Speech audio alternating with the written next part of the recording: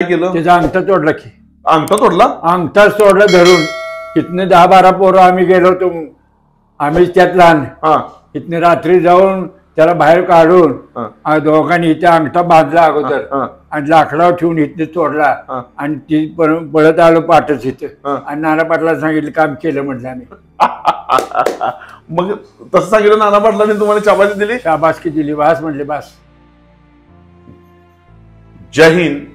मी हवालदार नारायण सनगर आज अशा एका महान व्यक्तीजवळ आलेलो आहे. मी पैलवानांचा इतिहास सांगतोय पण ज्या लोकांनी देशाला स्वातंत्र्य मिळवून दिलं, ज्या लोकांनी देशाला स्वातंत्र्य मिळवून दिलं अशा लोकांना सुद्धा दुर्लक्षित करून चालणार नाही. पण अशी लोक दुर्लक्षित झालेले आहेत.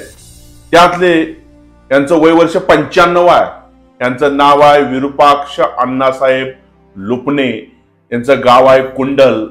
कुंडल एक स्वातंत्र्य क्रांती जी झाली त्या स्वातंत्र्यामध्ये आपल्या प्राणाची आहुती दिली आणि स्वातंत्र्य होण्यासाठी आपला जीव धोक्यात घालून हे भारत स्वातंत्र्य करण्याचं महान कार्य केलं. इंग्रजाने आपल्या विरोधात अन्याय केला आणि त्या अन्यायाला विरोध करण्याचं महान कार्य जर कोणी केलं असेल तर सुरुवात ही कुंडलमधनं झाली.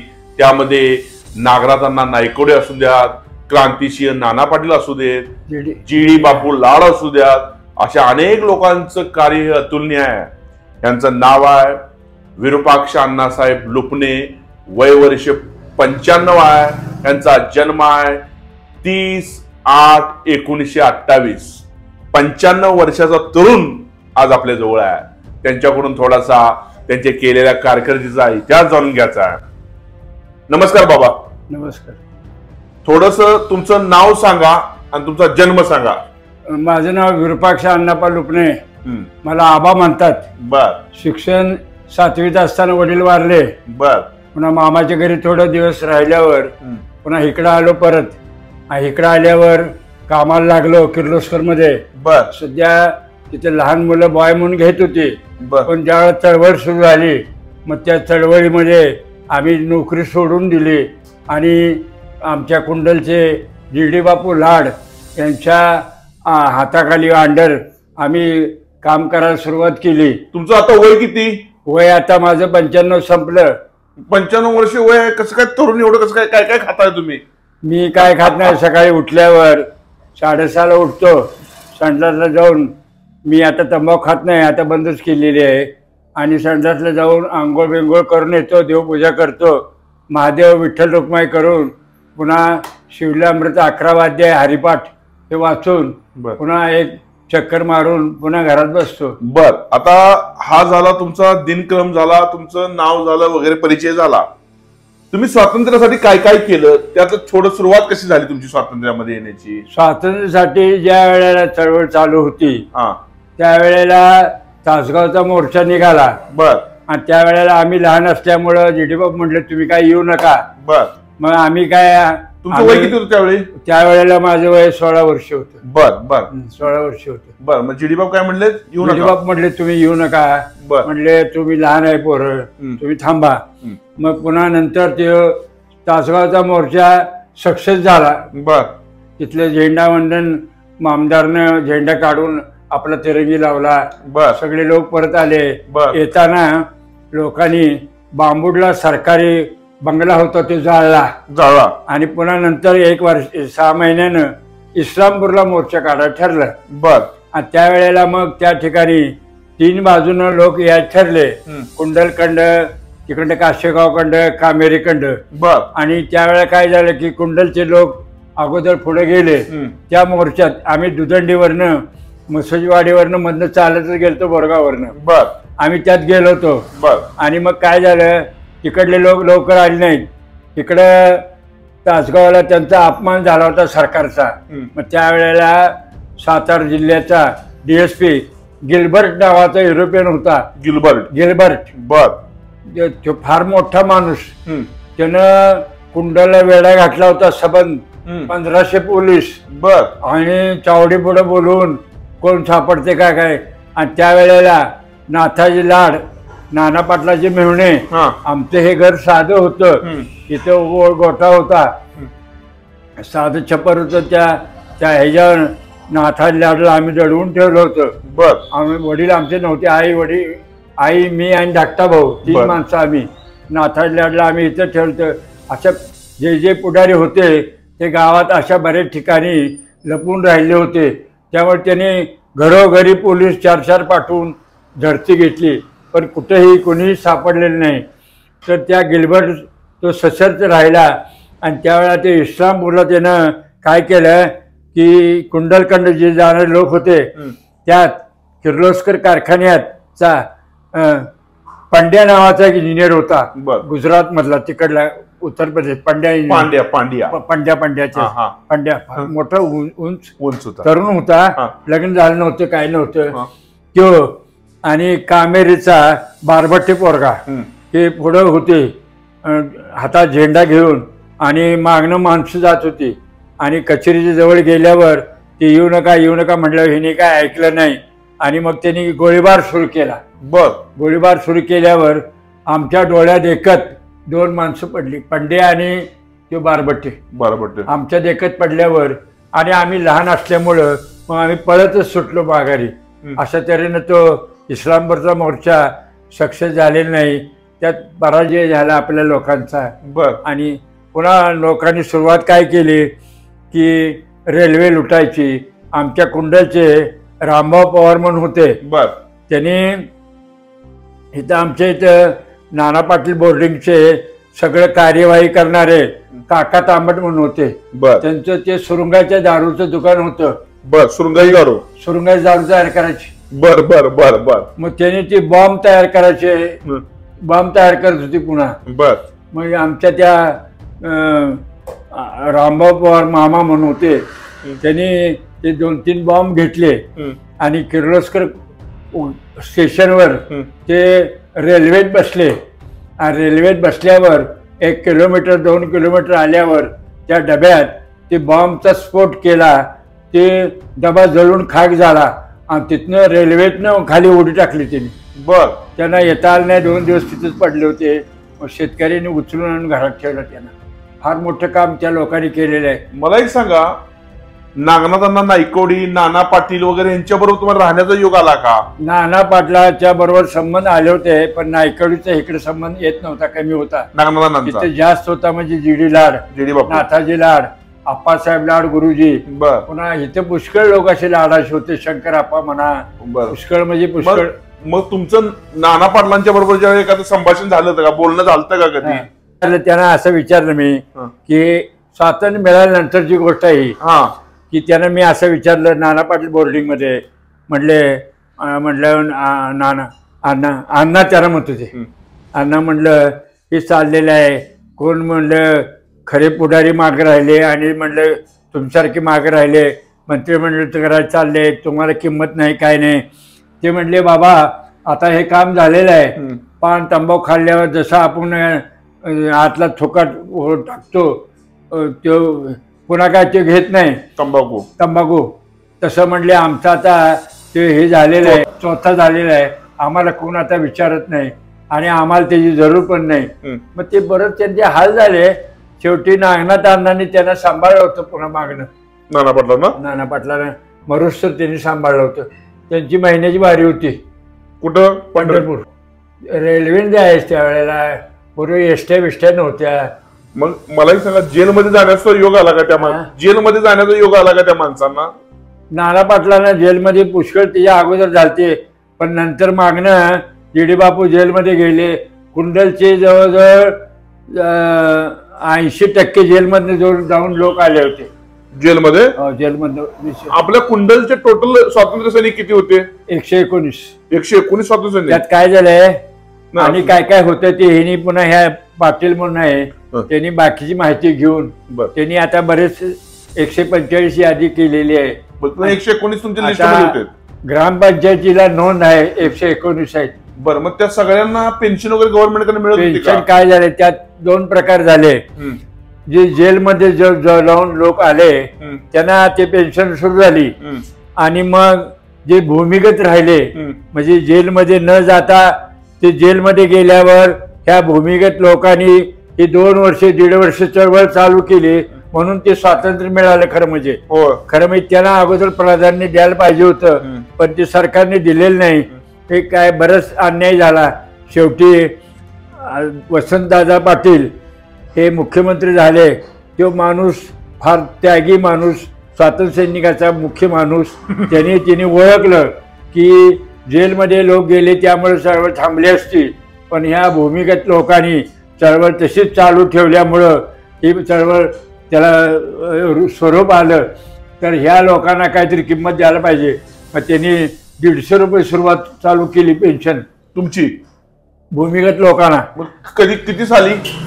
आता 20 वर्ष 25 वर्ष झाली या गोष्टी. बर बर. पण गंमत काय झाली, मागणं थोडं वाढत आता ह्या शिंदे सरकारनं 10,000 रुपये होते ते आता 20,000 रुपये गेल्या वर्षापासून केली आहे. पण आता करायचं काय, आता लोक काय वेळा हसतात, ज्यांना त्याची किंमत नाही ते म्हणतात पेन्शन घेऊन उड्या मारतोय. पण ज्या वेळेला हे काम केलं त्यावेळेला हे कुठे गेले होते? जीव धोक्यात घातला, इंग्रजांनी अन्याय केला. आम्हाला माहित होतं काय, आम्ही उद्या ह्यात काम करणार आणि उद्या आम्हाला पेन्शन मिळणार. ते तर झालं. मला एक सांगा, नाना पाटलांनी एक तासगावचा कुठं माणूस फितूर झाला होता ना, फितूर ह्याचा खानापूरचा. बरं, काय झालं मग? काय केलं? त्याचा अंगठा तोडला की. अंगठा तोडला? अंगठा तोडला धरून. इथनं 10-12 पोरं आम्ही गेलो होतो, आम्हीच त्यात लहान.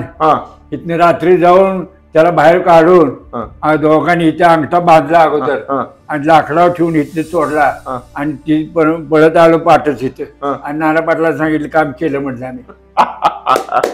मग तसं सांगितलं नाना पाटलांनी तुम्हाला शाबासकी दिली? शाबासकी दिली, बास म्हटले बास. त्यावेळेला काम करायला माणसं तयार नव्हती, कारण सहज माणूस निघाला.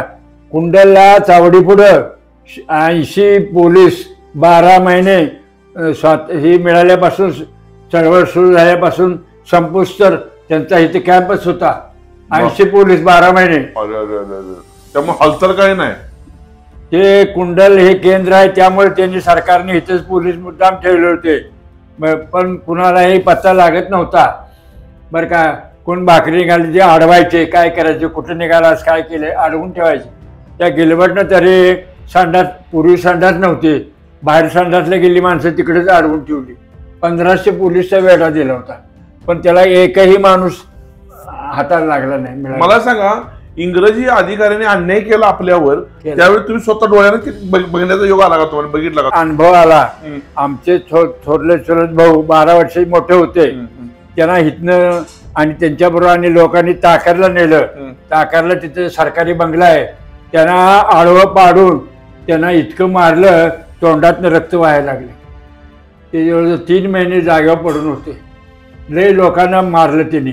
आमच्या चुलत भाऊ जेलमध्ये होते, पुन्हा अटक झाली ती, पण पूर्वी सरकारने नेऊन त्यांना मारलं होतं.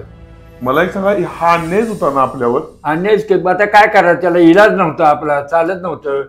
पण काही म्हणा, नेहरू म्हणा, गांधी म्हणा, ह्या लोकांचं फार मोठं हे आहे. म्हणजे गांधीमुळेच तर आहे आणि आपल्या सगळ्या लोकांनी मनावर घेतलं म्हणून हे स्वातंत्र्य मिळालं.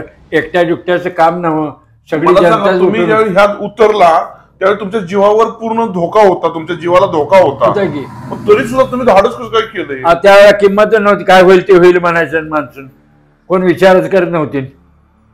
म्हणजे तुम्हाला आई म्हणा, वडील म्हणा, यांचं काय भीती होती का? म्हणायची जाऊ नको म्हणायची, पण कवांना जायचं पळून.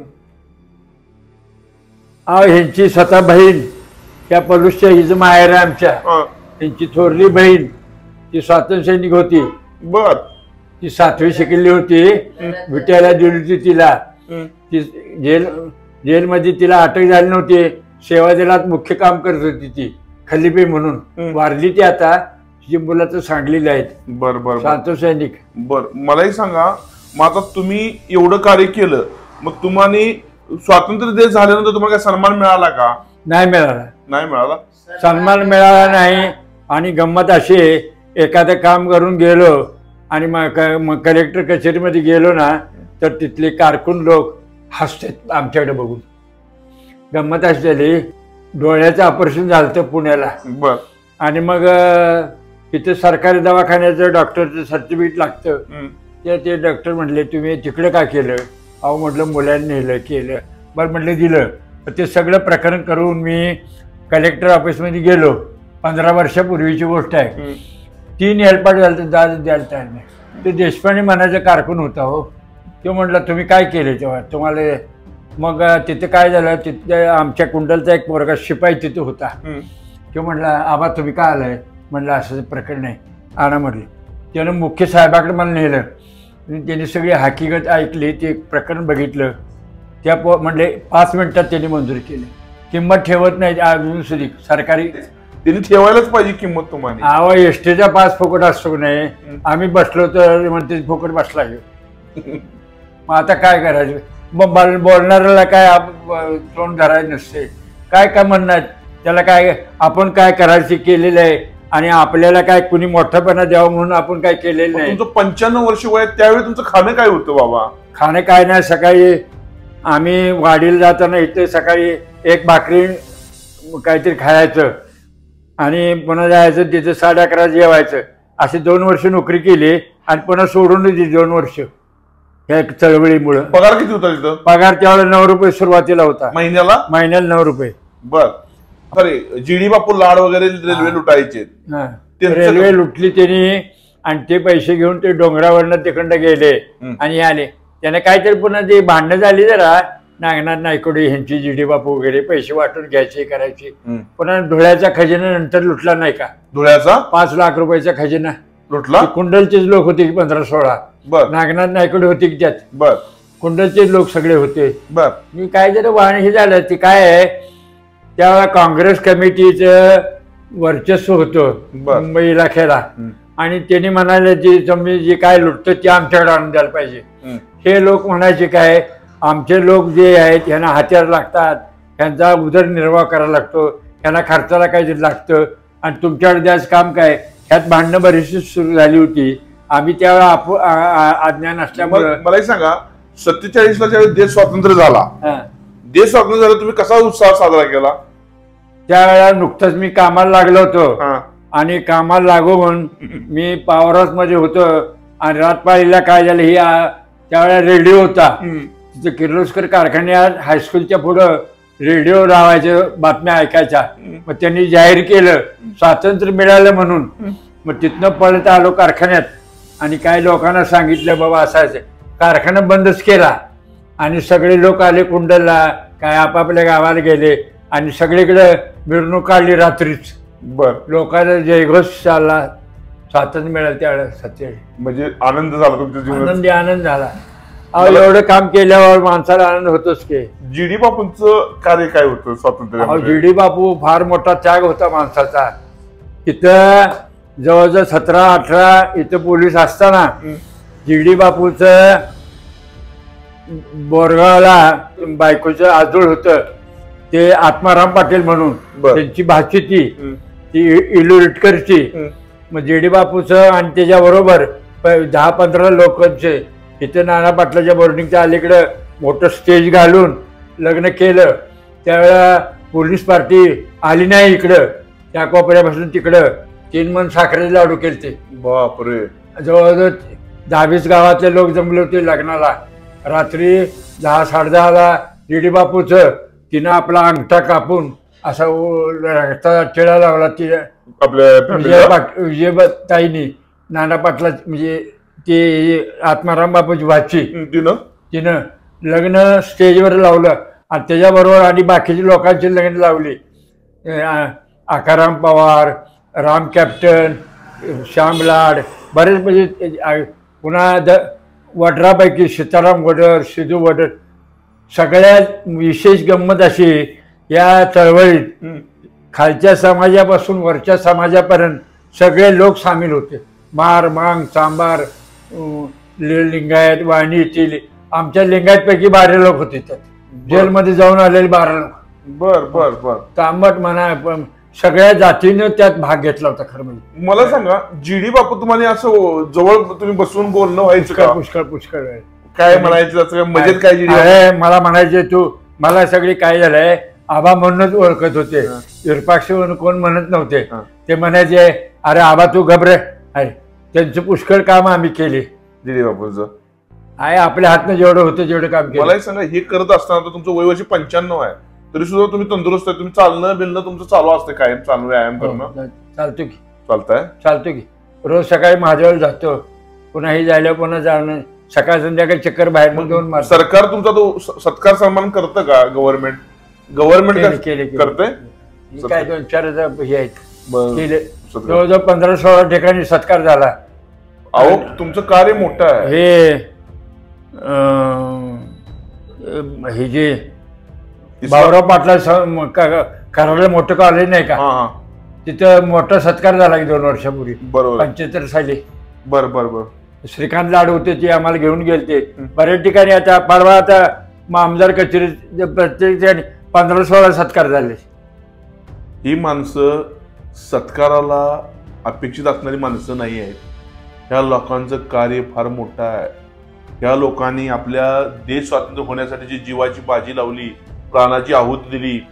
स्वराज्य संरक्षक छत्रपती संभाजी महाराज, छत्रपती शिवाजी महाराजांचं यांचं जे कार्य होतं हिंदवी स्वराज्य स्थापन करण्याचं, तसंच कार्य करण्याचं महान कार्य सुद्धा ह्या लोकांनी केलं. कारण स्वातंत्र्य इंग्रजांपासून मिळणं हे सोपं नव्हतं. ज्या इंग्रजांच्या देशामध्ये 43 देशावर त्यांचं राज्य होतं, त्यांच्या देशात कधी सूर्याचा अस्त झाला नाही असे इंग्रज होते. त्या इंग्रजांना परतून लावायचं काम जे हे केलं, त्याची ठिणगी ही कुंडल या गावातील लोकांच्या इथं सुद्धा पडली होती. आणि ह्यातल्या लोकांनी आपल्या प्राणाची बाजी लावून त्यांना प्रतिकार करण्याचा काम केलं. मला एक सांगा, पत्री सरकार म्हणजे काय? पत्री म्हणजे काय होतं? पत्री काय लोखंडी पत्री लावत नव्हती. बर. तर त्या माणसाला असं पाडायचं, उलट पाडायचं आणि बांधायचं आणि खेळ असायचं. त्या खेळावर दोन्ही पाय असे ठेवायचे आणि दोघांनी धरायचे पुन्हा. आणि इकडे एक माणूस इकडे एक माणूस मिठाचं पाणी केलं असायचं पातेल्यात. पाणी टाकायचं पायावर असं आणि वेताची एवढ्या छड्या याने एकदा मारायची त्याने एकदा मारायची. इतकी मारायची की बोंबलायची तो माणूस. तर ती अशी तिला पत्री, प्रत्यक्ष लोखंडी पत्री मारत नव्हती. हे का मारायचे? हे लोकांना त्रास देतो, गुंडगिरी करतो, दरोडे घालतो, लोकांना दमवतो म्हणून हे त्या लोकांना शिक्षा करायची. त्या पत्री सरकारच्यामुळे इतकी धाक झाला होता की आसपासचे गुंड जे होते ते गप बसले एका झपाट्यात. मला एक सांगा, कामेरीचा कोण गुंड होता? त्याला जरा हे केलं नाना पाटलांनी बोलवून त्याला. नाना पाटील प्रत्यक्ष ह्या कामाला कमी असायचे. मुख्य म्हणजे जीडी बापू, पुन्हा आमच्या इथले सावळाराम येडके, असे बरेच आमच्या कुंडलचे सगळे लोक असायचे. सकाराम बारबटे. काय झालं? ते म्हणलं त्याला बोलून आणलं इथं. दुटांगी धोतर, कोट, असला पटका, गोरापान देखणा, काकत बंदूक. बर का घे आला.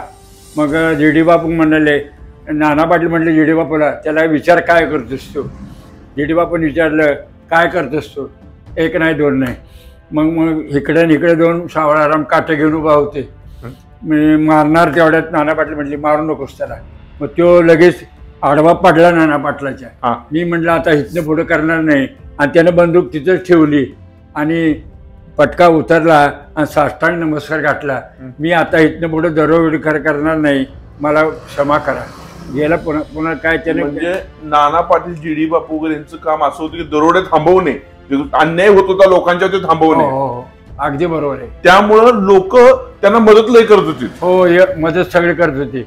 आसपास नवा पार इकडे का खटाव वगैरे ह्या सगळ्या सातारा इकडे सगळ्या भागात दरोडेखोर म्हणून राहिलाच नव्हतं. तर वारं गोऱ्या तरी भयंकर नव्हते का? कुंभार म्हणा, ही म्हणा बरीच प्रसिद्ध होती की.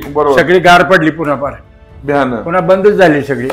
आणि इतकी दहशत निर्माण झाली की कोण ब्र काढायलाच तयार नव्हतं. फार मोठी दहशत होती. मला सांगा, जुनी पिढी आणि नवीन पिढी यांच्यात काय फरक आहे?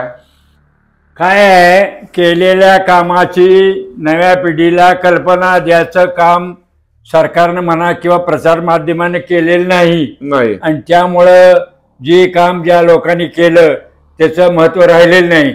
आणि त्यामुळं नवीन पिढीला जी काय पाहिजे होती माहिती, ती माहिती न मिळाल्यामुळं ती किंमत द्यायला तयार नाही. कसं आहे, त्यांना पुरावा काहीतरी पाहिजे असतो. आणि आता पहिलेपेक्षा नवीन पिढी सुधारणा झालेली आहे, हुशार झालेली आहे. टी व्हीज बघून सगळ्या जगातली माहिती करून ते झाल्यामुळं सहजसहजी जे विश्वास ठेवायला तयार होत नाहीत. पण जगाच्या पाठीवर असं निशस्त्र आणि असा लढा देऊन स्वातंत्र्य मिळालं असं जगात एकच राष्ट्र म्हणजे भारत राष्ट्र आहे. आता ह्या माणसानं फार मोठं काम केलेलं आहे.